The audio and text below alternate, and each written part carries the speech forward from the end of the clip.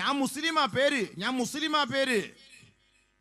സുഹൃത്തെ മനസ്സിലാക്കണം, ഞാൻ വളരെ ഖേദത്തോടെ വിഷമത്തോടെ പറയാ, ഓരോ ദിവസവും യൂട്യൂബ് നോക്കുമ്പോൾ മുസ്ലിം പെണ്ണുങ്ങൾ മൊത്തം പാട്ടിലേക്ക് ഇറങ്ങി. ഞാനതുകൊണ്ടാണ് പറഞ്ഞത്, വയലല്ല നമുക്കിനി വലുത്, ഇനി പാട്ടും ഗാനമേളയാണ്. ഒരു ഗാനമേള വെക്കി, ഒരു പാട്ട് വെക്കി, ഒരു മുസ്ലിം പെണ്ണ് അവളുടെ ഔറത്ത് തുറന്ന വിളിച്ച് അവർ പാടട്ടെ. അത് കാണാനും കേൾക്കാനുമാണ് നമ്മുടെ ആഗ്രഹം.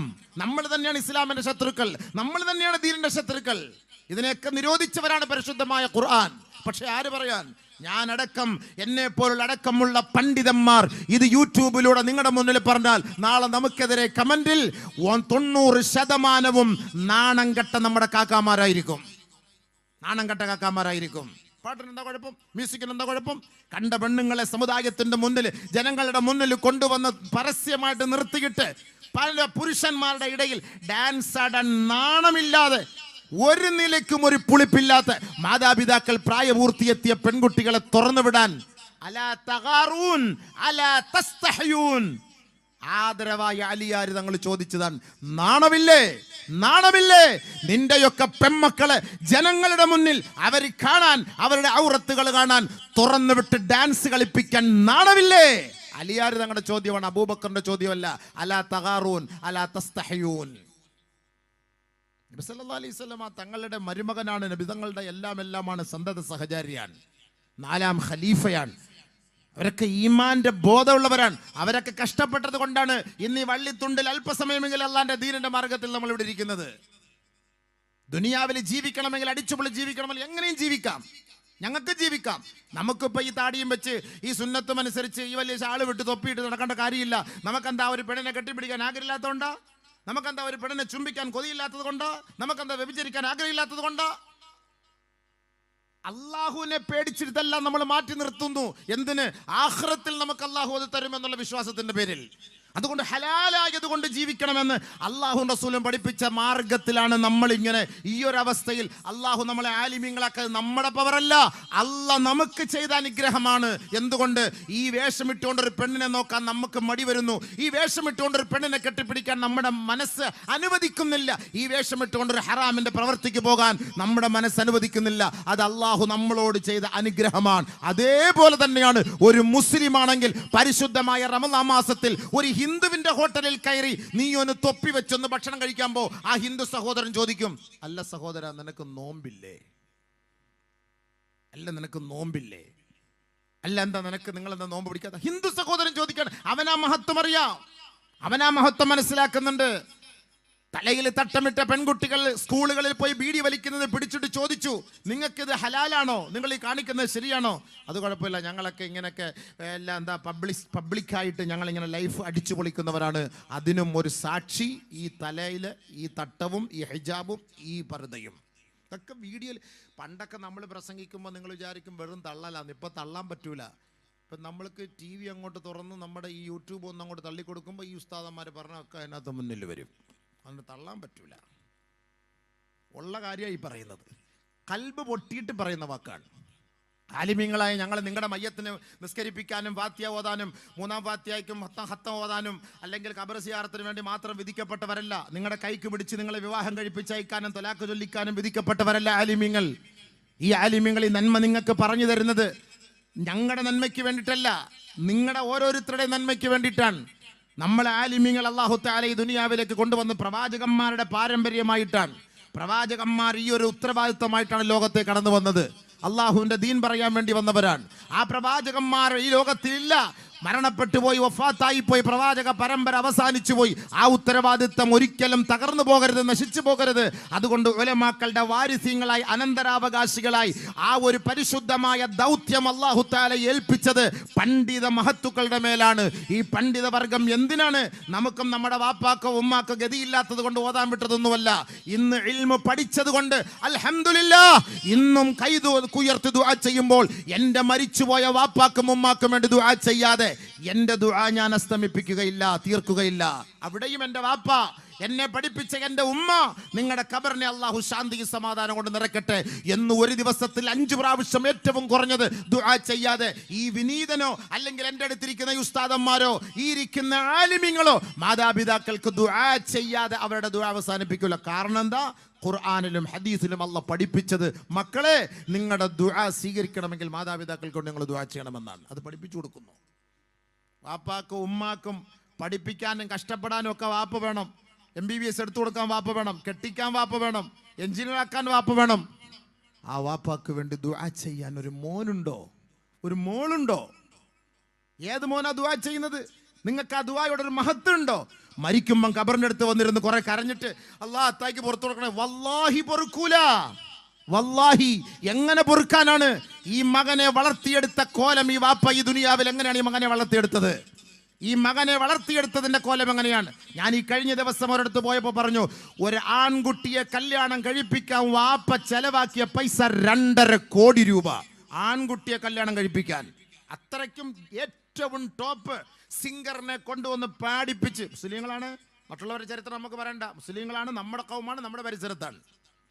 2.5 കോടി രൂപയുടെ 5 ദിവസത്തെ കല്യാണം ഒരു ആൺകുട്ടിയെ കെട്ടിച്ച് ആൺകുട്ടിയെ കൊണ്ട് പെണ്ണ് കെട്ടിക്കാൻ.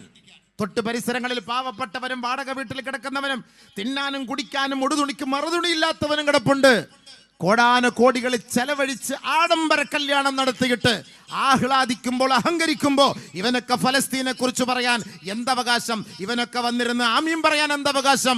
പള്ളിയിൽ ദുആ ചെയ്യുമ്പോൾ മുസ്ലിമീങ്ങൾക്ക് പൊറുക്കണയല്ല, ഫലസ്തീന്റെ മക്കൾക്ക് പൊറുക്കണയല്ല എന്ന് പറയുമ്പോൾ ഇവനൊക്കെ ആമീൻ പറയുന്നത് കൊണ്ടാണ് അല്ലാഹു തആല ഈ ദുആ സ്വീകരിക്കാത്തത്. എനിക്കിപ്പോൾ മനസ്സിലാവുന്നു.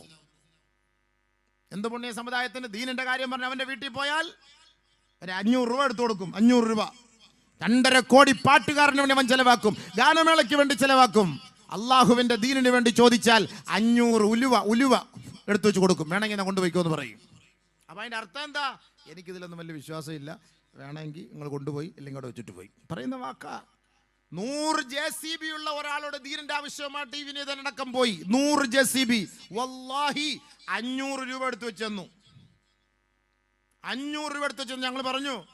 അയാളെ വിഷമം പറയാ, ഒന്നുമില്ല, ഭയങ്കര ബുദ്ധിമുട്ട് പറയുമ്പോൾ ഞങ്ങൾ പറഞ്ഞ് 1 മാസത്തേക്ക് നിങ്ങൾക്കുള്ള ഭക്ഷണമായിട്ട് ഞാൻ ഇൻഷാ അല്ലാഹ് വരാമെന്ന് പറഞ്ഞ് നമ്മൾ അപ്പോഴേ മാസല പറഞ്ഞ് ഇറങ്ങിപ്പോയി. തന്നത് വാങ്ങേണ്ട കാര്യമില്ലല്ലോ. ഓരോരുത്തർ അർഹതപ്പെട്ടവരുടെ അടുത്ത് നമ്മൾ അർഹതയുള്ളത് തന്നെ വാങ്ങാനാണ് പോകുന്നത്. ഈ ഓശാനിച്ചുള്ളത് വാങ്ങാനല്ല. 500 ആവശ്യമില്ല, 5000 കൊടുക്കണം. നമുക്കറിയാമല്ലോ. 100 JCB കേരളത്തിൽ കിടന്നുകൊണ്ടാണ്. അറിയാമല്ലോ JCBയുടെ പൈസ എത്ര കിട്ടും നിങ്ങൾക്ക്? എൻ്റെ പൊന്നു സഹോദര, അപ്പം ഇതിൻ്റെയൊക്കെ അർത്ഥം എന്താ? ആഖിറത്തിൽ നമുക്ക് വിശ്വാസമില്ല. വല്ലാഹി ഞാൻ മനസ്സിലാക്കിയത് അങ്ങനെയാണ്. നമുക്ക് വിശ്വാസമൊന്നുമില്ല ആഖിറത്തിൽ. ഈ പാടാൻ പോകുന്ന പെണ്ണുങ്ങൾക്കും ഈ വാപ്പ ഉമ്മ ഒക്കെ ഇവരെ കൊണ്ട് റിയാലിറ്റി ഷോയ്ക്കൊക്കെ വിട്ടിങ്ങനെ പാടിച്ച് അവർ പറയുന്ന വേഷവും ധരിച്ചിട്ട് നെഞ്ചും കാണിച്ചിട്ട് കഴുത്തും കാണിച്ചിട്ട് കുണ്ടിയും കാണിച്ചിട്ട് ഇങ്ങനെ കിടന്നിങ്ങനെ പാടി തുള്ളി ചാടുമ്പം ബാക്കിയുള്ളവനൊക്കെ ഇരുന്നിങ്ങനെ രസിക്കുമ്പം വാപ്പാക്കും ഉമ്മാക്കും ഭയങ്കര സന്തോഷമാണ്. പറുതായി വിട്ട് ഈ തലയിൽ ഈ സാമാനം ഇട്ടിട്ട് ഇങ്ങനെ സന്തോഷിക്കുന്ന രംഗം, ഇത് നമ്മളെ കൊണ്ടൊന്നും ഇത് അംഗീകരിക്കാൻ പറ്റൂല. ഖുർആനെതിരാണ്, ഹദീസിനെതിരാണ്. ആലിമീങ്ങൾ പറയേണ്ട നമ്മുടെ ബാധ്യത. നിങ്ങൾ സ്വീകരിച്ചാലും നിങ്ങൾ ചീത്ത വിളിച്ചാലും നമുക്കൊരു പ്രശ്നവും ഇല്ല. മരിക്കണമെന്ന് ആഗ്രഹമുണ്ടോ? ആഗ്രഹമില്ല. മരിച്ചു കഴിഞ്ഞാൽ ജീവിതമുണ്ടെന്ന് ആഗ്രഹിക്കുന്നവരാണോ, വിശ്വസിക്കുന്നവരാണോ? വല്ലാഹി ഞാൻ ഈ പറയുന്നത് കേട്ടേ മതിയാവൂ. എല്ലാ ദിവസവും 17 പ്രാവശ്യം അല്ലാഹുവിനോട് നമ്മൾ ചോദിക്കുകയാണ്, ഇഹ്ദിന സിറാത്തൽ മുസ്തഖീം. അല്ലാഹ് ഹിദായത്ത് ഞങ്ങൾക്ക് കാണിച്ചു തരണമേ റബ്ബേ. സിറാത്തുൽ മുസ്തഖീമിലേക്ക് ഞങ്ങളെ നീ എത്തിക്കണമേ റബ്ബേ. നേരായ വഴിക്ക് വേണ്ടി ചോദിക്കുന്നവരാ, ഹിദായത്തിന്റെ വഴികളിലേക്ക് എത്തിക്കണേ അല്ലാഹ്. എല്ലാ ദിവസവും 17 പ്രാവശ്യം ഒളുവെടുത്തിട്ട് പടച്ച റബ്ബിന്റെ മുന്നിൽ കൈകെട്ടി നിന്നിട്ടാണ് നമ്മൾ ചോദിക്കുന്നതെങ്കിൽ ഓർക്കണേ, ആ ഹിദായത്ത് എന്ന് പറയുന്നത് എന്താണെന്നറിയോ? എല്ലാ ദിവസവും ചോദിക്കുന്ന വാക്കാണ്. 17 പ്രാവശ്യം ചോദിക്കുമെന്നാണ് ഹിദായത്ത്. അല്ലാഹ് ഹിദായത്ത് താൻ. സുബഹിക്ക് ഖുനൂത്ത് ഓതുമ്പോൾ ആദ്യമായി പറയുന്നത് അല്ലാഹുമ്മ ഹ്ദിനാ ഫീമൻ ഹദൈത്. അല്ലാഹുവേ, നീ ആർക്കൊക്കെയാണോ ഹിദായത്ത് വാഗ്ദാനം ചെയ്തത്, ആരെയൊക്കെയാണോ ഹിദായത്തിന്റെ വഴിയിലൂടെ സഞ്ചരിപ്പിച്ചത്, ആ വഴിയിലൂടെ എന്നെയും നീ സഞ്ചരിപ്പിക്കണമേ അല്ലാ. രാവിലെ ഹിദായത്തിന് വേണ്ടിയല്ലേ അള്ളാഹുവിനോട് നമ്മൾ ചോദിക്കുന്നത്. കൈകെട്ടിയാല് പരിശുദ്ധമായ സൂറത്തുൽ ഫാത്തിഹ നമ്മൾ ഓതുന്നത് അത് ദുആയാണ് കേട്ടോ. അതിന്റെ ഇജാബത്താണ് ബാക്കിയുള്ള 113 സൂറത്തുകൾ. പരിശുദ്ധമായ സൂറത്തുൽ ഫാത്തിഹ സുആല് ചോദ്യമാണ് കേട്ടോ. ബാക്കിയുള്ള 113 അധ്യായങ്ങൾ അതിന്റെ ജവാബാണ് കേട്ടോ. കാര്യങ്ങൾ തിരിയാതെ മനസ്സിലാക്കാതെ നിങ്ങൾ പോയി നമസ്കരിച്ചിട്ട് കാര്യമില്ല മുസ്ലിം സഹോദര. നാളെ മരിച്ചു പോകേണ്ടവരാണ് നമ്മൾ. ഖബറിലേക്ക് നമ്മുടെ മയ്യത്ത് വെറുതെ ജനങ്ങൾ കുളിപ്പിച്ച് മൂക്കിൽ പഞ്ഞി വെച്ച് കുറച്ച് അത്ര പൂശിയിട്ട് കൊണ്ടിട്ടിട്ട് മുസ്ലിയാർ അതിന്റെ അടുക്ക വന്നിരുന്നൊരു യാസീനോദി ഇതുകൊണ്ട് നീ രക്ഷപ്പെടുമെന്നുള്ള ആ ഒരു ധാരണ നിനക്ക് തെറ്റാ. അങ്ങനെ നീ രക്ഷപ്പെടാൻ കഴിയുമെങ്കിൽ നമുക്കിന്ന് നമസ്കാരത്തിന്റെയോ ഈ വഅദ് നസീഹത്തിന്റെയോ ഈ സദഖാത്തുകളുടെയോ ആവശ്യമില്ല. ആ ഖബറിന്റെ മയ്യത്ത് ആ ഖബറിന്റെ ഉള്ളിലേക്ക് വെച്ച് 7 ചുവട്ടടി നീ ഇങ്ങോട്ട് മാറുമ്പോഴേക്കും 2 പേര് കടന്നു വന്നിട്ട് നിന്നെ വിളിച്ചുണർത്തുകയാണ് കേട്ടോ. അന്ന് വരെ അടഞ്ഞു കിടന്ന നിന്റെ കണ്ണ് തുറക്കുകയാണ്. ശ്വാസം വീണ്ടും അല്ലാഹു നൽകുകയാ, എഴുന്നേൽപ്പിച്ചിരുത്തുകയാ. ആദ്യമായി ചോദിക്കുന്നു, നിന്റെ റബ്ബ് ആരാണടോ? പറ, മറുപടി പറയണം. വിടൂല അല്ലാ. മുസ്ലിമാണോ? വിടൂല പടച്ചവൻ. പടച്ചവൻ വിടൂല. നമ്മളെ ചോദിച്ചോളിയും, മനസ്സിലായിക്കോളിയും. വെറുതെ അല്ല. ബാലൊന്നും വെച്ചിട്ടൊന്നും വലിയ കാര്യമൊന്നുമില്ല. വേണമെങ്കിൽ ഇത് പഠിച്ച് മനസ്സിലായിക്കോളിയും. ഒക്കെ വെറുതെ വേസ്റ്റ്. എല്ലാ എണ്ണം പഠിച്ചു പോയിക്കൊണ്ടിരിക്കണം മൊത്തം. പടച്ചവൻ കാത്തിരക്ഷിക്കട്ടെ, പടച്ചവൻ കാത്തിരക്ഷിക്കട്ടെ, പടച്ചവൻ കാത്തിരക്ഷിക്കട്ടെ. എല്ലാ എണ്ണം പോയിക്കൊണ്ടിരിക്കുക. ഇഷ്ടം പോലെ മുസ്ലിം പെൺകുട്ടികൾ മൊത്തം പാട്ട് കൂത്ത് അതുമായി ബന്ധപ്പെട്ട് ഡാൻസ്. കല്യാണ വീടുകളിലൊക്കെ എന്താ ഉസ്താദ് വന്ന് നിക്കാഹ് നടത്തി കൊടുക്കുമ്പോൾ അല്ലാഹു ബാറക് അല്ലാഹു അയ്യോ സൗജാൻ അയ്യത്തുഹു സൗജാൻ ബാറക്കല്ലാഹു ലക്കുമ. ഉസ്താദ് അടിവയറ്റിൽ നിന്ന് ദുആ ചെയ്ത് തുടങ്ങുന്നത്. അടിവയറ്റിൽ നിന്ന് ഇങ്ങനെ ദുആ ഇരുന്ന കണ്ട ചൊല്ലക്കം കണ്ടു കഴിഞ്ഞാൽ ഇതെല്ലാം കൊണ്ട് അങ്ങോട്ട് കഴിഞ്ഞ് അപ്പുറത്തോട്ട് പോയിട്ട് മുസ്ലിയാരെല്ലാം പോയോ? എല്ലാവരും പോയോ? ഉസ്താദ് ഇരുന്ന കസേരയെ മാറ്റി, വെണ്ണുന്ന കസേരയെ മാറ്റി, എല്ലാവരും അതിനകത്തോടെ അടുത്ത പരിപാടിയായി. പുത്തിരി കത്തിക്കലായി, വെടി പൊട്ടിക്കലായി, പാവകട പൊക്കലായി, അവിടെ പിടിക്കലായി, ഇവിടെ പിടിക്കലായി. നിന്റെ പേര് നിക്കാഹ നടക്ക് ശരിയല്ലേ? നിങ്ങൾ എന്നെ ചീത്ത വിളിച്ചോളൂ, ഞാൻ കേട്ടോളാം. ഞാൻ കേട്ടോണ്ടിരിക്കുന്ന ആളെന്നും എനിക്കിതൊക്കെ പറഞ്ഞേ പറ്റുള്ളൂ അബീവേ. എനിക്കിതെല്ലാം കാണുമ്പോൾ എന്തോ ഒരു ഈ പ്രസംഗത്തോട് തന്നെ താല്പര്യമില്ലാതായി. വല്ലാഹി സത്യം, താല്പര്യമില്ലാതായി. എന്തിനു പ്രസംഗിക്കുന്നു? 30 വർഷമായി ഞാൻ പ്രസംഗിക്കാൻ തുടങ്ങിയിട്ട്. 30 വർഷമായി. ഈ 30 വർഷം കൊണ്ട് പ്രസംഗിക്കുന്നു. പ്രസംഗത്തിനെല്ലാം ആൾ കൂടുന്നു, എല്ലാം സംഭവം ശരി തന്നെ. ഇത് വീണ്ടും ഇത് കാണുമ്പോൾ നമുക്ക് സഹിക്കാൻ കഴിയുന്നില്ല. നമ്മളൊക്കെ ഇവർക്ക് വേണ്ടി ദുആ ചെയ്യല്ലേ? നിക്കാഹിൻ്റെ സദസ്സിൽ അല്ലാഹുവേ നീ അവർക്ക് 2 പേർക്ക് ഐശ്വര്യം കൊടുക്കണേ, ബർക്കത്ത് ചെയ്യണേ. ആ വാപ്പാക്കും ഉമ്മാക്കും ബർക്കത്ത് ചെയ്യണേ. ആ ഭാര്യയും ഭർത്താവിനും ബർക്കത്ത് ചെയ്യണേ. ആ നവവധുവിനും വരണം നീ ബർക്കത്ത് ചെയ്യണേ. ഈ വാപ്പാക്കും ഉമ്മാക്കും താല്പര്യമില്ലല്ലോ ഈ മക്കളെ ഇങ്ങനെ പഠിപ്പിക്കുന്നത്. വാപ്പാക്കും ഉമ്മാക്കെങ്കിലും താല്പര്യം വേണ്ടേ? മക്കളെ ഇതൊന്നും ശരിയല്ല, ഇതൊന്നും വേണ്ട. ഇസ്ലാമികപരമായിട്ട് നിക്കാഹ് നിങ്ങൾ നടത്തണേ, അള്ളാഹ്ക്ക് പൊരുത്തമുള്ളത് നടത്തണേ. അതിന്റെ അർത്ഥം എന്താ? അല്ലാഹ് ഇല്ല. ഫലസ്തീനിലെ യുദ്ധം നടന്നപ്പോ തിരുവനന്തപുരം ജില്ലയിലെ ഒരു വലിയ പള്ളിയിൽ നിന്നൊരു സഹോദരൻ ചോദിച്ചാണ്, ഉസ്താദേ അല്ലാഹു ഇസ്രായേലികളോടൊപ്പമാണ് ഉസ്താദേ, നമ്മളോടൊപ്പം ഇല്ല ഉസ്താദേ. എന്റെ നേരിട്ട് കേട്ട വാക്കാൻ വെറുതെ പറയല്ല. അല്ലാഹു മുസ്ലിങ്ങളോടല്ല ഉസ്താദേ. ഞാനൊരു തിരുവനന്തപുരം ജില്ല വലിയൊരു പള്ളിയിൽ ജോലി ചെയ്തു. അവിടെ ഒരു സഹോദരൻ പടച്ചവൻ ഇല്ല ഉസ്താദേ. എന്റെ മുഖത്ത് നോക്കി പറഞ്ഞാണ് കാരണം അയാളുടെ ദുആ സ്വീകരിക്കുന്നില്ല. മുഴുക്കൂടിയനാ, എങ്ങനെ ദുആ സ്വീകരിക്കും? നിങ്ങൾ പറയും. പച്ചക്കറി കച്ചവടം ചെയ്ത് തോറ്റ് തൊപ്പിയടിച്ച് ഭയങ്കര പ്രശ്നങ്ങളാണ്. കടങ്ങളാണ്, രക്ഷയില്ല. എന്നോട് പറയാണ്, ഉസ്താദെ അല്ലാഹ് ഇല്ല, പടച്ചോനൊന്നുമില്ല, മുസ്ലിമാണ്. അള്ളാഹു കാത്തിരക്ഷിക്കട്ടെ. ഇങ്ങനെയുള്ള വാക്കല്ലേ നമ്മുടെ വാക്ക്. നമ്മൾ ദുആ ചെയ്തിട്ട് സ്വീകരിക്കുന്നില്ല. നമ്മൾ പറഞ്ഞ വാക്കെന്താ? എത്ര മുസ്ലിങ്ങൾ പറയുന്നറിയോ? ചുമ്മാടെ ഇവിടെ ദുആ ചെയ്തു, ഈ ദുആയ്ക്ക് വല്ല ഇജാബത്തുണ്ടോ? ആ ദുആ 1000 രൂപ കൊടുക്കുമ്പോൾ ഉസ്താദ് ദുആ ചെയ്യും, അത് വലിയ ഗുണമൊന്നുമില്ല. ഞാനതുകൊണ്ട് ദുആ എന്താന്ന് പറഞ്ഞുതരാൻ കേട്ടോളി. നമുക്ക് ഇതിനോടൊന്നും വലിയ വിശ്വാസമൊന്നുമില്ല. നമുക്കിതിനോട് വിശ്വാസമില്ല അബീബേ. അതതിൻ്റെ അർത്ഥം എന്താണ് ദുആ? നമ്മൾ അള്ളാഹുവിനോട് 17 പ്രാവശ്യം ചോദിക്കുന്ന ചോദ്യത്തിന് മറുപടി എവിടെയാണ്? ഇഹ്ദിനസ് സിറാത്തൽ മുസ്തഖീം, ഇഹ്ദിനസ് സിറാത്തൽ മുസ്തഖീം, ഇഹ്ദിനസ് സിറാത്തൽ മുസ്തഖീം. നമസ്കാരം എന്ന് പറയുന്നത് ദുആയാണ് കേട്ടോ. ഒരു മയ്യത്തിന് വേണ്ടി നമസ്കരിപ്പിക്കുന്ന നമസ്കാരത്തിന്റെ പേര് അത് ദുആയാണ്, അദ്ദേഹത്തിന് വേണ്ടിയുള്ള ശഫാഅത്താ. എങ്കിൽ ബഹുമാനമുള്ളവരെ, ദുആ എന്ന് പറയുന്നത് രണ്ട് രീതിയിലാണ്. ഒന്ന് ദുആഉൽ ഇബാദ, രണ്ട് ദുആഉൽ മസ്അല. ഒരാളെ ഇബാദത്ത് ചെയ്യുന്നതിലൂടെ അദ്ദേഹത്തിന്റെ ആഗ്രഹങ്ങൾ അള്ളാഹു സഫലമാക്കി കൊടുക്കുമത്രേ. ലിസാനുൽ ഹാൽ എന്നാണ് പറയപ്പെടുക. ഒരാൾ സാലിഹായ അമൽ ചെയ്തുകൊണ്ടിരിക്കെ അവന്റെ ആവശ്യങ്ങളെല്ലാം അള്ളാഹു ഓട്ടോമാറ്റിക്കായി പൂർത്തീകരിച്ചു കൊടുക്കും കേട്ടോ. അള്ളാഹു അങ്ങനെ പൂർത്തീകരിച്ചു തന്നില്ലായിരുന്നുവെങ്കിൽ ഇന്ന് നമുക്ക് ഈ ആരോഗ്യം എവിടെ നിന്നാ ലഭിച്ചത്? ഇന്ന് നമ്മൾ വയറ് നിറച്ച് ഭക്ഷണം കഴിക്കുന്നത് എവിടെ നിന്നാണ്? ഇന്ന് നമ്മുടെ ത്തിനുള്ള ശുദ്ധജലം എവിടെ നിന്നാ? അള്ളാഹു നമുക്ക് നൽകിയ മക്കൾ എവിടെ നിന്നാ? നമ്മളൊന്ന് ഉറങ്ങുന്ന ആ പാർപ്പിടം എവിടെ നിന്നാ? യാത്ര ചെയ്യുന്ന വാഹനം എവിടെ നിന്നാ? ഔറത്ത് മറയ്ക്കുന്ന വസ്ത്രങ്ങൾ നമുക്ക് എവിടെ നിന്നാണ്? ഈ ഇബാദത്ത് ചെയ്യുന്നത് വെറുതെയാണെന്ന് നിങ്ങൾ കരുതണ്ട കേട്ടോ. ഇബാദത്തിലൂടെ അള്ളാഹു നമുക്ക് ഒരുപാട് കാര്യങ്ങൾ നമുക്ക് നടപ്പിലാക്കി തരുന്നുണ്ട്. അതിന് പരിശുദ്ധമായ ഖുർആൻ തന്നെ നമുക്ക് തെളിവാണ്. ഇഹ്ദിനസ് സിറാത്തൽ മുസ്തഖീം, നേരായ മാർഗത്തിലൂടെ ഞങ്ങളെ സഞ്ചരിപ്പിക്കണേ അല്ലാ എന്ന് ഇഖ്ലാസോട് കൂടിയാണ് നമസ്കാരത്തിൽ നീ ചോദിക്കുന്നതെങ്കിൽ അല്ലാഹു റബ്ബുൽ ഇസ്സത്തിന് അതിന് മറുപടിയായി 113 സൂറത്തുകളിലൂടെ അല്ലാഹു അതിന് മറുപടി നൽകുകയാണ്. ഏതാണ് സിറാത്തുൽ മുസ്തഖീം? ഏതാണ് യഥാർത്ഥ പാത? ഏതാണ് യാഥാർത്ഥ്യത്തിന്റെ വഴി? ഏതാണ് സത്യത്തിന്റെ പാത?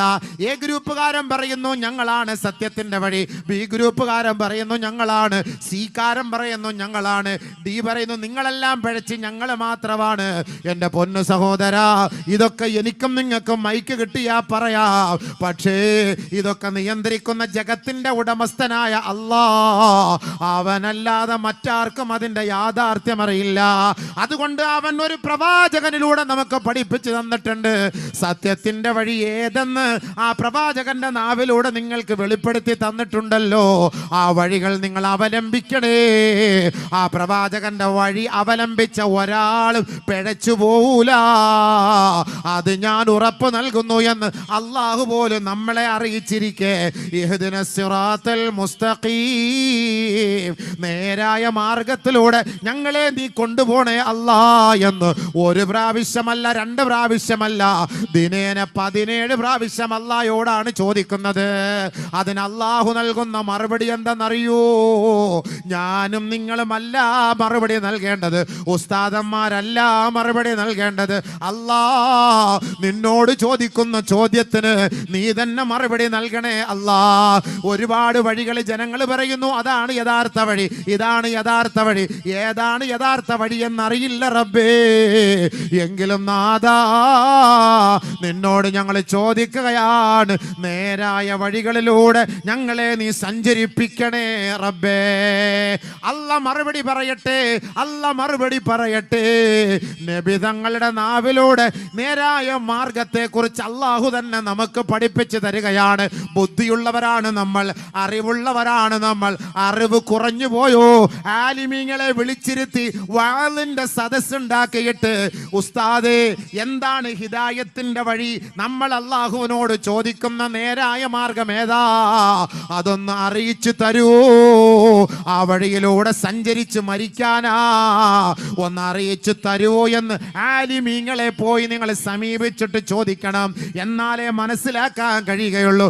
ഗ്രൂപ്പ് കളിയല്ല ഇത്, ആഖിറത്തിന്റെ കളിയാണിത്. ചെറിയ കളിയല്ല ഇത്. മരിക്കുന്നത് വരെ നിന്റെ തോന്നിയവാസം നടക്കും. മരിച്ചു കഴിഞ്ഞാൽ നിന്റെ കോലം വേറെയാ, നിന്റെ രീതി വേറെയാ, നിന്റെ ശൈലി വേറെയാ, നിന്റെ സംഭവ വികാസങ്ങളൊക്കെ വേറെയാ. ഇന്ന് കണ്ടതുപോലുള്ള സൃഷ്ടികളെയല്ല 6 അടി മണ്ണ് മുതൽ നീ കാണാൻ പോകുന്നത്. അതുകൊണ്ട് ആ കബറിന്റെ ഉള്ളു മുതൽ മഹ്ശർ വരെ നിനക്ക് രക്ഷപ്പെടണോ? അതിനുള്ള വഴി അല്ല തന്നെ നീ ജീവിച്ചിരിക്കുമ്പോ നിന്നോട് പറഞ്ഞു തരുന്നുണ്ട്. ആ വഴി നീ അവലംബിച്ചാ നിനക്ക് കൊള്ളാം. അല്ലാഹു റസൂലിനോ ഒരു കുറവും ഒരു പോറൽ പോലും ഏൽക്കാൻ പോകുന്നില്ല. അതുകൊണ്ട് നമ്മൾ അള്ളയോട് ചോദിക്കുകയാണ്, അല്ലാ ഇഹ്ദിനാ അസ്സിറാത്തൽ മുസ്തഖീം, നേരായ വഴികളിലൂടെ ഞങ്ങളെ നീ സഞ്ചരിപ്പിക്കണേ അല്ലാ. ഏതാണെന്നറിയോ? അല്ല തന്നെ മറുപടി പറയുകയാണ്, അലിഫ് ലാം മീം ദാലികൽ കിതാബ് ലാ റൈബ ഫീഹി ഹുദാ ഹുദാ ഹുദൽ ലിൽ മുത്തഖീൻ. ഏതാണ് ഹിദായത്ത് എന്ന് നിങ്ങൾ ചോദിക്കുന്നില്ലേ? ആ ഹിദായത്തിന്റെ വഴി എവിടെയാണ്? അതിന്റെ റൂട്ട് മാപ്പ്, അതിന്റെ മാപ്പ് ഞാനിതാ ആ പരിശുദ്ധമായ ഖുർആനിൽ ഞാൻ ഇട്ടിട്ടുണ്ട് കേട്ടോ. അവിടെ നിന്ന് ഷെയർ ചെയ്യണേ. കാരണം അത് ഷെയർ ചെയ്യുന്നത് ആരാന്നറിയോ?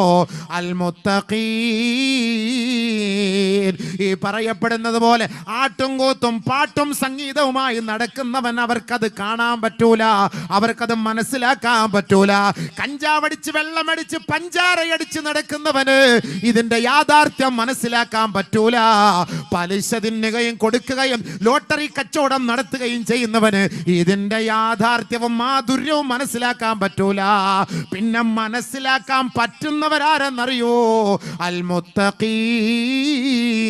അത് മുത്തഖീങ്ങളാ, അത് മുത്തഖീങ്ങളാ, അത് മുത്തഖീങ്ങളാണ്. ആരാണ് മുത്തഖീങ്ങൾ? ആരാണ്? എങ്ങനെ നമുക്ക് മനസ്സിലാക്കാൻ കഴിയുമെന്നാണ് നമ്മുടെ അടുത്ത ചോദ്യം.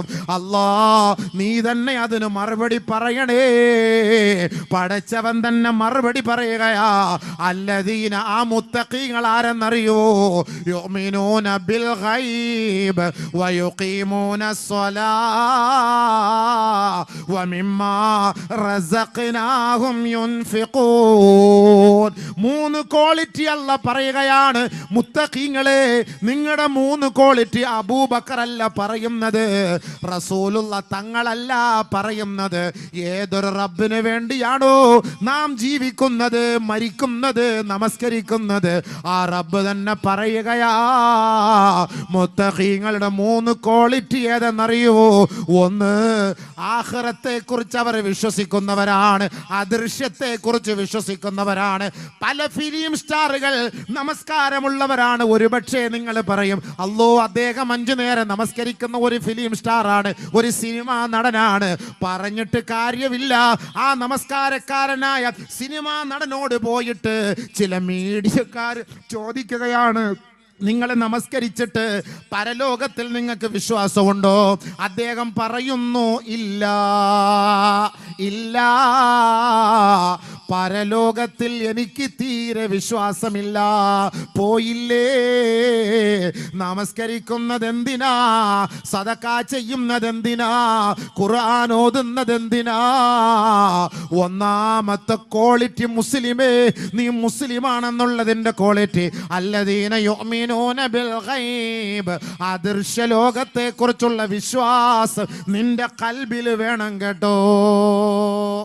ഒന്ന്, നമ്പർ 1. ഉണ്ടോ? ഉണ്ടോ? ഉണ്ടോ? മാഫി ആർക്കുമില്ല. മയ്യത്ത് കാട്ടി പോയിട്ട് വാള് പറഞ്ഞ പോലെ ആയിപ്പോയി. ഞാൻ മയ്യത്തുകാർക്ക് പോയി സലാം പറഞ്ഞതുപോലെ ആയിപ്പോയി. അസ്സലാമു അലൈക്കും ദാറ ഖൗമി മുഅ്മിനീൻ എന്ന മയ്യത്തുങ്കര പള്ളിയുടെ ഫ്രണ്ടിൽ പോയിരുന്ന് പറഞ്ഞ ആരെല്ലാം മടക്കുന്ന കേൾക്കാൻ പറ്റുമോ? പറ്റുമോ? ഇല്ല. ഇതിപ്പോൾ മയ്യത്ത് കാട്ടി പോയിട്ട് ഞാൻ വാള് പറഞ്ഞ പോലെ ആയിപ്പോയി. ആഖിറത്തിൽ വിശ്വാസം ഉണ്ടോ ചോദിച്ചാൽ മറുപടി പറയാ ബീവേ.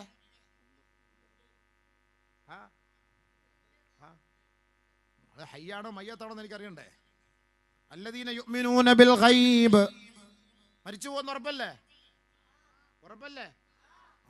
അല്ലാഹ് പടച്ചവനെ, അതൊരു സംഭവം തന്നെ. മരിച്ചു പോകുന്നുള്ള കാര്യം ഉറപ്പാണ്. ഓ, അതും കൂടെ ഇല്ല. ഈ 2 കാര്യം നമുക്കില്ലാതെ നമ്മുടെ അഹങ്കാരം ചെറുതല്ല. ഒന്ന്, നമ്മൾ മരിച്ചു പോവുക. 2, നമ്മുടെ ആയസ് കൂടിക്കൊണ്ടിരിക്കുക. ഈ 2 ഇല്ലായിരുന്നെങ്കിൽ നമ്മുടെ അഹങ്കാരം എന്തായിരിക്കും? രോഗം വരാതിരിക്കുക, മരിച്ചു പോകാതിരിക്കുക. ഈ 2 കാര്യം നമുക്കുണ്ടെങ്കിൽ നമ്മുടെ അഹങ്കാരം പിടിച്ചാൽ കിട്ടുമോ? രോഗം വരാതിരിക്കുക, മരിക്കാതിരിക്കുക. ഈ 2 കാര്യം അള്ളാഹ് നമുക്ക് ചെയ്ത് എന്തെന്നറിയോ? അള്ളാഹ് നമുക്ക് ചെയ്ത്, നല്ലപോലെ കേൾക്കണേ, നീ ഒന്നും അല്ലടാ, നീ വെറും പുഴുവാണ്. അള്ളാഹ് നമ്മളെ പഠിപ്പിക്കാനാണ്. 1500 കോടിയുടെ ഉടമസ്ഥൻ പോലും പിടഞ്ഞു വീണ് മരിച്ചില്ലേ? കോടിക്കണക്കായ സമ്പത്തിന്റെ ഉടമയ്ക്ക് ഒരു പനി വന്നാൽ സകലതും തകർന്നു പോയില്ലേ? അവനെ കൊണ്ട് സംസാരിക്കാനോ എഴുന്നേറ്റ് നിൽക്കാനോ കഴിയോ? സാധിക്കോ സുഹൃത്തുക്കളെ? വലിയ സമ്പന്നനാണ്. ഒരു പനി വന്നാൽ എന്തായി? ഞാൻ തന്നെ ഇപ്പൊ പനിയുടെ ഗുളി അടിച്ചിട്ടാണ് കയറിയിരിക്കുന്നത്. അതിന്റെ ചൂടിലാണ് ഇങ്ങനെ പ്രസംഗിക്കുന്നത്. ഇത് കഴിഞ്ഞ ഡൗൺ ആയി സംഭവം. പനി വന്നാൽ തീർന്നില്ലേ? എത്ര വലിയ സമ്പന്നനാകട്ടെ, ഈ പനിയും അള്ളാഹു ഈ മരണവും തന്നില്ലായിരുന്നെങ്കിലുണ്ടല്ലോ, നമ്മൾ അഹങ്കാരികൾ എന്ന് പറഞ്ഞാൽ നുരമൂത്ത അഹങ്കാരികളായി മാറിയാനെ. നുരമൂത്ത അഹങ്കാരിയായ ഫിറഔൻ 400 വർഷം ഈ ഭൂമിയിൽ ജീവിച്ചു. 400 വർഷം ഈ ഭൂമിയിൽ ഫിറഔൻ ജീവിച്ചു. ഒരു മൂക്കുപനി വന്നിട്ടില്ല, ഒന്ന് തുമ്മിയിട്ടില്ല, ഒന്ന് ചുമച്ചിട്ടില്ല. 400 വർഷം ജീവിച്ചു, ചുമച്ചിട്ടില്ല ഫിറഔൻ. ഫിറഔന്റെ വീട്ടിലെ ഒരു ഗ്ലാസ് താഴെ വീണ് പൊട്ടിയിട്ടില്ല. അറിയോ? നിങ്ങൾക്കറിയോ? 400 വർഷം ജീവിച്ചു. മൂസാ നബി എന്ത് ത്യാഗം സഹിച്ചെന്നറിയോ? ആ സമയത്ത് ഫിറഔൻ 400 വർഷം ജീവിച്ചവനാണ്. മനുഷ്യന് സമ്പത്തുണ്ട്, ആരോഗ്യമുണ്ട്, അവൻ അഹങ്കാരിയായി. അല്ലാഹു തആല ഈ രോഗം അവന് നൽകുന്നത് അവൻ അശക്തനാണ് എന്നുള്ളതിന്റെ ഏറ്റവും വലിയ തെളിവാണ്. ഖുലിഖൽ ഇൻസാനു ലഈഫാ വമാ അൻതും ബിമുഅ്ജിസീന ഫിൽ അർള്. ഭൂമിയിൽ നിനക്കൊന്നും ചെയ്യാൻ കഴിയില്ല കേട്ടോ. നിന്നെ നിരാശനായി, നിന്നെ അശക്തനായി, ബലഹീനനായിട്ടാണ് നാം ഈ ഭൂമിയിൽ സൃഷ്ടിച്ചത്. നിനക്കൊന്നും ചെയ്യാൻ കഴിയില്ല. ഏറ്റവും വലിയ ശക്തിയാണ് ഇസ്രായേൽ ശക്തി. ഏറ്റവും വലിയ ശക്തിയാണ് ഇസ്രായേൽ ശക്തി. നിരായുധരുടെ മുന്നിൽ പരാജയപ്പെട്ടില്ലേ? നമ്മളൊക്കെ പറയും ദുആ ചെയ്ത അള്ളാഹ് സ്വീകരിക്കില്ല എന്ന്. നമ്മളൊക്കെ പറയും ദുആ ചെയ്ത അള്ളാഹ് സ്വീകരിക്കുന്നില്ല എന്ന്. അള്ളാഹ് ദുആ സ്വീകരിച്ചില്ലായിരുന്നെങ്കിൽ സുഹൃത്തുക്കളെ, ലോകത്തെ മൊത്തം നശിപ്പിക്കാനുള്ള സാധനം അവൻ്റെ കയ്യിലുണ്ട്. എത്ര നാൾ കൊണ്ട് അവിടെ മൊത്തം തകർക്കുകയാണ്. എന്നിട്ട് എന്ത് സംഭവിച്ചു? അവൻ തന്നെ പരാജയപ്പെട്ടില്ലേ? ഇപ്പൊ അവിടുത്തെ പ്രധാനമന്ത്രി ഇപ്പൊ തന്നെ പറയാ നിർത്താം, നമുക്ക് നിർത്തിയേക്കാം, ആഖിർ ദഅ്വാന പറയാം, മതി എന്നായി. ആ അവസ്ഥയിലേക്ക് എത്തിയില്ലേ? നമ്മൾ പറയും ദുആ സ്വീകരിക്കൂല, ദുആ സ്വീകരിക്കൂല. കാത്തിരിക്ക്. പെട്ടെന്ന് നിന്നങ്ങോട്ട് ചെയ്ത ദുആ നാളെ അങ്ങോട്ട് സ്വീകരിക്കൂല. ഇതൊക്കെ അള്ളാഹ് നമ്മളെ പരീക്ഷിക്കും. നമ്മൾ ഈ കൊടുക്കുന്ന 1000 രൂപ നിങ്ങൾ കൊടുത്താൽ, ഇത് കൊടുത്താൽ എനിക്ക് ഗുണം കിട്ടുമോ എന്ന വിശ്വാസം നിനക്കുണ്ടോ എന്ന് ആദ്യം അള്ളാഹ് നോക്കുന്നത്. ഞാനിവിടെ മൈക്കിന്റെ മുന്നിലൂടെ വിളിച്ചു പറയുമ്പോൾ നിങ്ങൾ ആവേശത്തോടെ 1000 പറയും, 2000 പറയും, 3000 പറയും. ഒരു ദുആ കിട്ടാനാണ്. പക്ഷെ നമ്മൾ ആ ദുആയ്ക്ക് വേണ്ടി നമ്മൾ കൊടുക്കുമ്പോൾ നമ്മുടെ കൽബിന്റെ ഉള്ളിൽ, പടച്ചവനെ ഇത് ഞാൻ കൊടുക്കണോ വേണ്ടായോ, ഇത് ഞാൻ കൊടുക്കണോ വേണ്ടായോ, അല്ലെങ്കിൽ ഞാൻ കൊടുക്കുമോ, അല്ലെങ്കിൽ ഞാൻ കൊടുത്തിട്ടുണ്ടോ എന്ന് ചിന്തിച്ചിട്ടുണ്ടോ? ദുആ കിട്ടും, ദുആ കിട്ടും. പക്ഷെ ഇത് കൊടുത്തിട്ടുണ്ടോ? ഞാൻ ഈ ചെയ്യുന്നതിന്റെ ലക്ഷ്യം എന്താണ്? ഞാൻ ഈ കൊടുക്കണമെന്നുള്ള മനസ്സിന്റെ ആഗ്രഹം എന്താണ്? ഏത് കാര്യത്തിന് നിയത്ത് വേണം ഹബീബേ? നിയത്തില്ലാതെ ഒന്നും അല്ലാഹു നമ്മുടെ കാര്യങ്ങൾ നടത്തി തരൂല. നിയത്ത് നല്ലതെങ്കിലൊക്കെ ചെയ്യടോ, തൗഫീഖ് പിന്നിൽ നിന്ന് തള്ളിത്തരുമടോ. ഉണ്ടോ? തൗഫീഖ് വേണോ? നമ്മുടെ നിയത്ത് നന്നായിരിക്കണം. നമ്മുടെ നിയത്ത് നന്നാവാത്തിടത്തോളം കാലം നമ്മുടെ ദുആ അല്ലാഹു സ്വീകരിക്കില്ല. നമ്മുടെ സദഖ കൊണ്ട് നമുക്കൊരു ഗുണം അല്ലാഹു തആല നൽകുകയില്ല. അല്ലാഹുവിന്റെ റസൂൽ സല്ലല്ലാഹു അലൈഹി വസല്ലം തങ്ങൾ 3 കാര്യം പ്രത്യേകമായിട്ട് പറഞ്ഞു നമ്മളോട്. നമ്മുടെ സമുദായം മനസ്സിലാക്കട്ടെ നല്ലതുപോലെ. 3 കാര്യങ്ങൾ എന്ന് നടപ്പിലായോ നിങ്ങൾ ഓർത്തോളിൻ, എൻ്റെ സമുദായം പിഴച്ചു എന്നതിൻ്റെ ഏറ്റവും വലിയ തെളിവാണ്. ആദരവായ റസൂലുള്ളാഹി സ്വല്ലല്ലാഹു അലൈഹി വസല്ലമ തങ്ങൾ പറഞ്ഞു, ലാ തസാലുൽ ഉമ്മത്തു അലാ ഹാദിഹി ശരിയ ഹത്താ ലം യുദ്ഹർ സലാസ്. 3 കാര്യങ്ങൾ വെളിപ്പെടാത്തിടത്തോളം കാലം എൻ്റെ സമുദായം ശരീഅത്തിൽ ഉറച്ചു നിൽക്കും സ്വഹാബത്തേ. എൻ്റെ സമുദായം പിഴച്ചു പോവുകയില്ല കേട്ടോ. അല്ലാഹുവിൻ്റെ റസൂൽ വർഷങ്ങൾക്ക് മുമ്പ് ലോകത്തോട് പ്രഖ്യാപിച്ച പ്രഖ്യാപനമാണ്. 3 കാര്യങ്ങൾ അത് തുടർന്നു കൊണ്ടേ ഇരുന്നാൽ എൻ്റെ സമുദായം ശരീഅത്തിൽ തന്നെ നിലനിന്ന് മുന്നോട്ട് പോകുമത്രേ. അതിന് തടസ്സം വന്നു പോയാൽ, അത് നിന്നു പോയാൽ കേവലം മുസ്ലിം നാമധാരികളായി ജീവിക്കാമെന്നല്ലാതെ ശരീഅത്തിന്റെ ഒരംശം പോലും അവരുടെ ഖൽബുകളിൽ ഉണ്ടാവുകയേ ഇല്ല. അതിലൊന്നാമതായി അല്ലാഹുവിന്റെ റസൂൽ സല്ലല്ലാഹു അലൈഹി വസല്ലമ തങ്ങൾ പറയുകയാ, മാലം യുഖ്ബലു മിൻഹും അൽ ഇൽമു. ഇൽമുകൾ എന്നാണോ പഠിപ്പിക്കപ്പെടാത്തത്, ഇൽമുകൾ എന്നാണോ ചർച്ച ചെയ്യപ്പെടാത്തത്, മദ്രസകൾ എന്നാണോ പൂട്ടപ്പെടുന്നത്, വഅലിന്റെ സദസ്സുകൾ എന്നാണോ നിരോധിക്കപ്പെടുന്നത്, ആ കാലഘട്ടത്തിൽ എൻ്റെ സമുദായം ശരീഅത്തിൽ നിന്ന് വ്യതിചലിച്ചു പോകും സഹാബ. ലോകത്തിന്റെ നേതാവ് മുത്ത് മുഹമ്മദ് മുസ്തഫ സല്ലല്ലാഹു അലൈഹി വസല്ലം തങ്ങൾ അള്ളാഹുവിന്റെ റസൂല് 3 കാര്യം പറഞ്ഞ കൂട്ടത്തിൽ ഒന്നാമതായി പറഞ്ഞതാണ് മാലം യുഖ്ബൽ മിൻഹും അൽ ഇൽമു. ഇൽമു പിടിക്കപ്പെടാത്തിടത്തോളം കാലം എൻ്റെ സമുദായം അഹ്ലു സുന്നത്തി വൽ ജമാഅത്ത് ശരീഅത്തിലായിരിക്കും. ഇൽമു എന്ന് നഷ്ടപ്പെട്ടു പോകുന്നു, എൻ്റെ ഉമ്മത്ത് പിഴച്ചത് തന്നെ. നബിയുടെ വാക്കാണ്. അള്ളാഹിന്റെ റസൂലിനെ വിശ്വാസം ഉണ്ടെങ്കിൽ നിങ്ങൾ സ്വീകരിച്ചോളി. നമ്മളൊക്കെ മുസ്ലിമീങ്ങളാണ്. പക്ഷെ എന്ത് മുസ്ലിമാ നമുക്ക് തന്നെ മനസ്സിലാവുന്നില്ല. മുസ്ലിമീങ്ങളുടെ ഈമാനെല്ലാം തകർന്നുകൊണ്ടിരിക്കുന്ന പ്രവർത്തികളാണ് ഇപ്പോൾ നമ്മൾ കണ്ടുകൊണ്ടിരിക്കുന്നത് പല ഭാഗങ്ങളിൽ നിന്നും. അള്ളാഹു നമ്മളെ കാത്തുരക്ഷിക്കട്ടെ. നബി സല്ലല്ലാഹു അലൈഹി വസല്ലം നമ്മളോടൊരു കാര്യം പറഞ്ഞിട്ടുണ്ട് സുഹൃത്തുക്കളെ. ഒരു കാലഘട്ടം വരും, അന്ന് ഈ ഈമാൻ, ഈ ദീനെന്ന് പറയുന്നത് കൈവെള്ളയിൽ തീക്കട്ട വെച്ചതുപോലെയാണ്. കൈക്കുള്ളിൽ തീക്കട്ട വെച്ച് അതിനെ മുറുകെ പിടിക്കുന്നവനെ പോലെയാണ്. ആ തീക്കനൽ മുറുകെ പിടിച്ചവൻ രക്ഷപ്പെട്ടു. കയ്യിൽ വന്ന തീക്കനൽ വലിച്ചെറിഞ്ഞവൻ അവൻ തകർന്ന് തരിപ്പണമായി ആഖിറത്തിൽ. പരിശുദ്ധ ഇസ്ലാമിൻ്റെ നിയമങ്ങളാണ്. ഈ ഉസ്താദന്മാരൊക്കെ ഞങ്ങളെപ്പോലുള്ളവരൊക്കെ പറയുന്നത്. സത്യം പറഞ്ഞാൽ ഞാൻ ഈ പ്രസംഗത്തിലൂടെയാണ് അല്പമെങ്കിലും നന്നാവാൻ എന്നെ കൊണ്ട് അള്ളാഹു തൗഫീഖ് ചെയ്തത്. ഞാനുള്ള കാര്യം ഞാൻ പറയുകയാണ്. പ്രഭാഷണം എന്ന് പറഞ്ഞാൽ വെറും ഒരു പ്രസംഗം മാത്രമല്ല. ഈ പ്രസംഗിക്കാൻ വേണ്ടിയുള്ള ഹദീസുകളും ആയത്തുകളും നമ്മൾ പരിധി നോക്കുമ്പോൾ അതിൻ്റെ ഗൗരവം മനസ്സിലാക്കിയിട്ടാണ് അല്പമെങ്കിലും അള്ളാഹുവെ നിന്നെക്കുറിച്ച് ഓർക്കാനും ഭയപ്പെടാനും ബാങ്ക് വിളിക്കുമ്പോൾ കൃത്യമായി പള്ളിയിൽ ജമാഅത്തായി നമസ്കരിക്കാൻ പോകാനും ഒരാഗ്രഹവും ഒരാവേശവും ഉണ്ടാകുന്നത് ഈ ഇൽമ് പറഞ്ഞു കൊടുക്കാൻ വേണ്ടി, ഇതിനു വേണ്ടി നമ്മൾ പഠിക്കുന്നതിൻ്റെ പേരിലാണ്. അല്ല വെറുതെ ഇങ്ങനെ പ്രസംഗിച്ച് പോകുന്ന ഒരു ശൈലിയല്ല. അത് മനസ്സിലാക്കണം. നമ്മൾ എത്ര പ്രസംഗിച്ചാലും എത്ര പാടിയാലും തീരാത്ത പാട്ടാണ് പരിശുദ്ധമായ ഇസ്ലാമിൻ്റെ നിയമങ്ങൾ. എത്ര നമ്മളിപ്പോൾ എന്താ ഇപ്പോൾ കൂടിപ്പോയ ഖബർ, മഹ്ശർ, മരണം, ഇതൊക്കെ ചെറിയ ചെറിയ കാര്യങ്ങൾ നമ്മളിവിടെ ചെയ്യാറുള്ളൂ. ഇതൊന്നുമല്ല ദീന്. 23 വർഷ കാലയളവിൽ ആദരവായ റസൂലുള്ളാഹി സ്വല്ലല്ലാഹു അലൈഹി വസല്ലം തങ്ങൾ നമുക്ക് പഠിപ്പിച്ചെന്ന ദീൻ നമ്മൾ എത്ര പഠിച്ചു, നമ്മൾ എത്ര മനസ്സിലാക്കി? എനിക്കെല്ലാം എന്തോ വലിയ അറിവുള്ളത് പോലെയാണല്ലോ നമ്മുടെ നടത്തം. നമുക്ക് എന്തറിയാം സുഹൃത്തുക്കൾ? ഒരു മുസ്ലിമിനെ അപേക്ഷിച്ചിടത്തോളം രാവിലെ നമ്മൾ ഉറക്കിൽ നിന്ന് എഴുന്നേറ്റ് അവൻ രാത്രി ഉറങ്ങുന്നത് വരെ അവൻ ചെയ്യേണ്ട കർമ്മങ്ങൾ എന്താണ് ഇസ്ലാം പഠിപ്പിച്ചു തന്നിട്ടുണ്ട്. പക്ഷെ നമ്മൾ എന്താ ചെയ്യുന്നത്? അള്ളാഹ്ക്ക് വേണ്ടി നമ്മൾ എത്ര സമയം മെനക്കെട്ടു മാറ്റിവെച്ചു? നമ്മളൊന്ന് ചിന്തിച്ചു നോക്കി. നമ്മൾ മൊബൈൽ എടുത്തിട്ട് ആ മൊബൈലിന് വേണ്ടി മണിക്കൂറിൽ എത്ര ചിലവാക്കുന്നു? അള്ളാഹ്ക്ക് വേണ്ടി നമ്മൾ എത്ര സമയം ചിലവാക്കുന്നു? നാളെ മരിച്ചു പോകണ്ടേ? നാളെ ഹിസാബില്ലേ? വിചാരണയില്ലേ? ഉയർത്തെഴുന്നപ്പെടുമ്പോൾ അവിടെ നമ്മളോട് ചോദിക്കുമ്പോൾ ഇതിന് മറുപടി ആര് പറയും?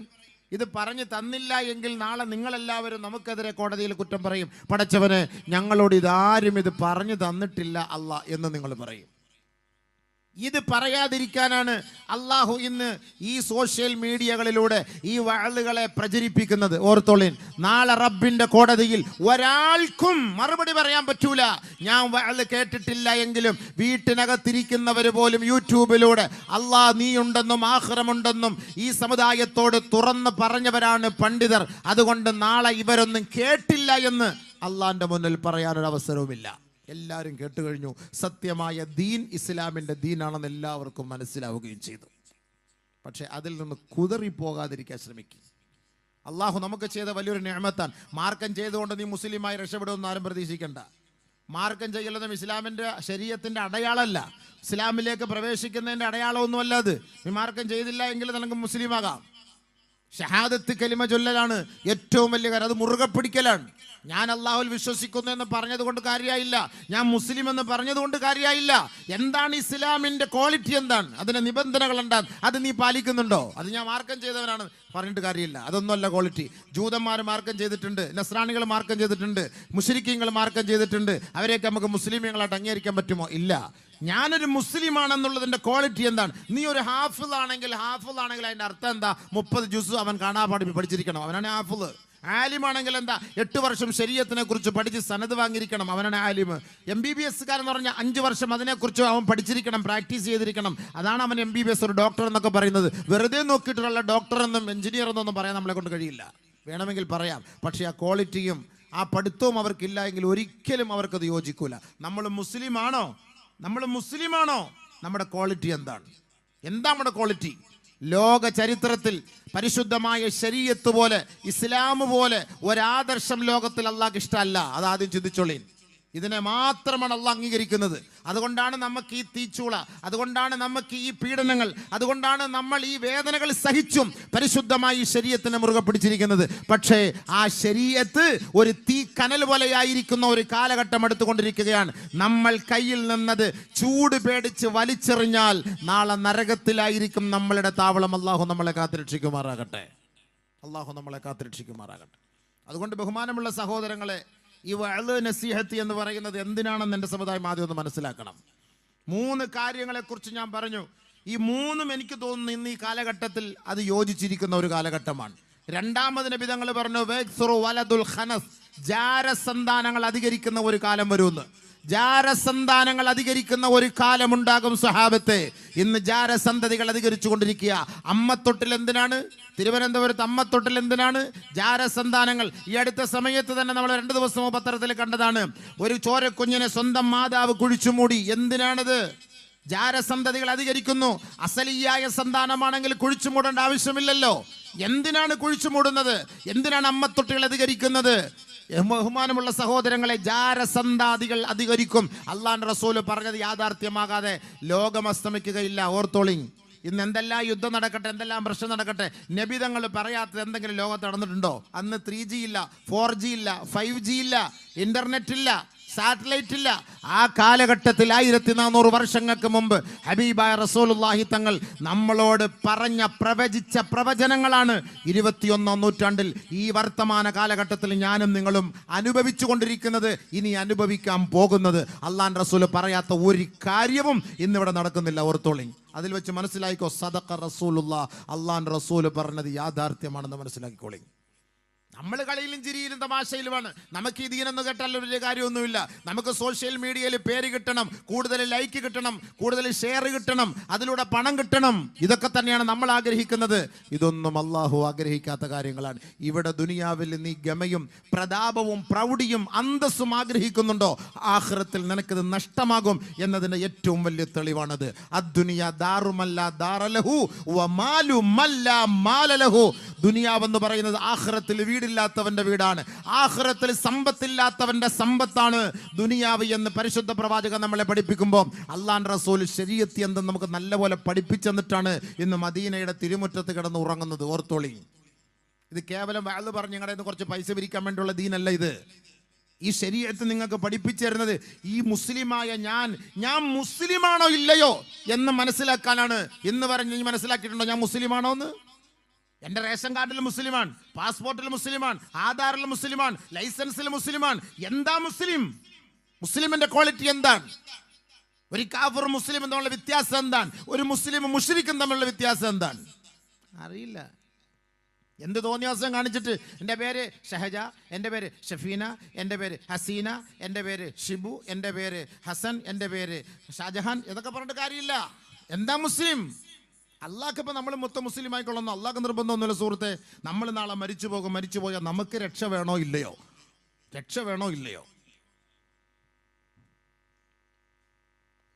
അള്ളാഹുവിനോട് നമ്മൾ ദിവസം തോറും ചോദിക്കുന്ന ഒരു ദുആയുണ്ട്.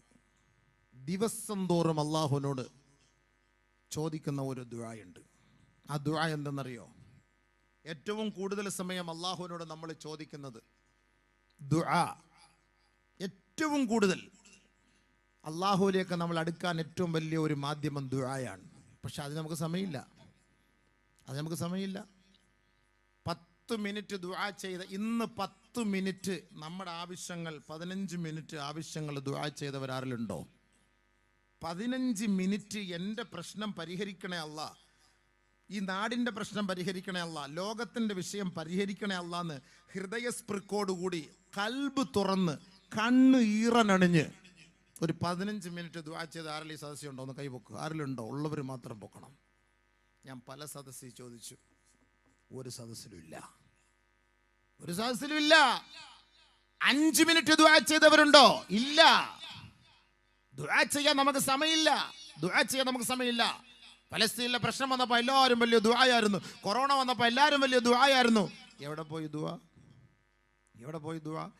ഇപ്പൊ എവിടെയെങ്കിലും കേൾക്കുന്നുണ്ടോ ദുആ? പലസ്തീനെ കുറിച്ച് കേൾക്കുന്നുണ്ടോ? എവിടെയെങ്കിലും പശ്ചിമേഷ്യൻ സംഘർഷത്തെ കുറിച്ച് കേൾക്കുന്നുണ്ടോ? കുഞ്ഞുമക്കളൊക്കെ ആയിരക്കണക്കിന് മരിച്ചു പോയല്ലോ, എവിടെയെങ്കിലും അതിനെക്കുറിച്ച് കേൾക്കുന്നുണ്ടോ? ആരെങ്കിലും ഒക്കെ ദുആ ചെയ്യുന്നുണ്ടോ? 5 വഖത്ത് നിസ്കാരത്തിന് ശേഷം ഉസ്താദന്മാരെ പഠിച്ചു വെച്ച ദുആ ഒന്ന് ചുമ്മാ പറയും. നമ്മൾ അതേപോലെ കോട്ട് പോയിട്ടിട്ട് നമ്മളിങ്ങനെ ആമീൻ ആമീൻ എന്ന് പറയും. അതിൻ്റെ അർത്ഥം നമ്മളെല്ലാം അറിയോ? അതെന്താ അർത്ഥം ഒന്ന് മനസ്സിലാക്കിയോ? എന്താണ് ദുആ എന്ന് നമുക്കറിയോ? തിരിഞ്ഞിട്ടില്ല സഹോദര, ഇല്ല സഹോദര. നമ്മൾ ഈ വാത് വെച്ചിട്ടൊന്നും 10,000 വർഷം ഒന്നും പറഞ്ഞിട്ടൊന്നും ഒരു പുണ്യവും നമുക്ക് ഇതുവരെ എത്തിയിട്ടില്ല. എന്താണ് ദുആ എന്ന് നമുക്ക് തിരിഞ്ഞിട്ടില്ല ഇതുവരെക്കും. ഞാൻ മുസ്ലിം ആണെങ്കിൽ ഞാൻ മുസ്ലിം ആണെന്നുള്ള സർട്ടിഫിക്കറ്റ് എന്താണ്? ഇല്ല, അറിയില്ല. ഉണ്ടോ നിങ്ങളുടെ കയ്യിൽ? നിങ്ങൾ ഞാൻ മുസ്ലിം ആണെന്നുള്ള ആധാർ ഉണ്ടോ? അള്ളാന്റെ ആധാർ ഉണ്ടോ? ദുനിയാവിന്റെ നമുക്ക് വേണ്ട. ഞാൻ മുസ്ലിമാണ്. ഇന്നനി അന മിനൽ മുസ്ലിമീൻ, ഇന്നനി അന മിനൽ മുസ്ലിമീൻ. ഇബ്രാഹിം നബി പറഞ്ഞതുപോലെ, മൂസ നബി പറഞ്ഞതുപോലെ, പ്രവാചകന്മാര് പറഞ്ഞതുപോലെ ഞാൻ മുസ്ലിമാണെന്ന് പറയാനുള്ള ക്വാളിറ്റി എന്താ ഉള്ളത്? എന്താ ഉള്ളത് ക്വാളിറ്റി? നിസ്കരിച്ചിട്ടൊന്നും കാര്യമില്ല. എന്ത് നിസ്കാരം? നമ്മുടെ നിസ്കാരം ഒന്നും ശരിയല്ല. നമ്മൾ നിസ്കരിക്കുന്ന സമയത്ത് അവിടെ ചൊട്ടി കളിച്ചുകൊണ്ടിരിക്കും. വേണമെങ്കിൽ പള്ളിയിൽ ബാങ്ക് വിളിക്കും, നിസ്കാരത്തിന്റെ സദസ്സിൽ തൊട്ട് ഫ്രണ്ടിൽ ആളുകൾ ചായം കുടിച്ച് കളിച്ചുകൊണ്ടിരിക്കും. പള്ളിയിൽ ബാങ്ക് കൊടുക്കും, ഇഖാമത്ത് കൊടുക്കും. നിസ്കരിക്കാൻ ഒരു മുക്കറി ചായയും 2-3 കളവന്മാരും കുറച്ച് മുത്താലിബികളുണ്ടെങ്കിൽ മുത്താലിബികളും കാണും. ബാക്കിയുള്ള ചുറുചുറുക്കുള്ള ചെറുപ്പക്കാർ മൊത്തവും വെളിയിൽ കടയുടെ തിണ്ണയിൽ കളിച്ചുകൊണ്ടിരിക്കും. അണ്ടി കളിച്ചുകൊണ്ടിരിക്കും, ചീട്ട് കളിച്ചുകൊണ്ടിരിക്കും, അല്ലെങ്കിൽ വേറെ എന്താ ക്യാരൻസാ എന്താ അതുപോലത്തെ സാമാനങ്ങൾ കളിച്ചുകൊണ്ടിരിക്കും. ഇന്നത്തെ പുതിയ ശൈലിയാ. പള്ളിയിൽ നിസ്കാരം എന്തിനാണ്? നമുക്ക് വേണ്ടിയിട്ടാണ്. മുസ്ലിയാർക്കും ഖത്തീബുക്കും മോദീനും കുറെ മുത്തഅല്ലിമീങ്ങൾക്കും വേണ്ടി.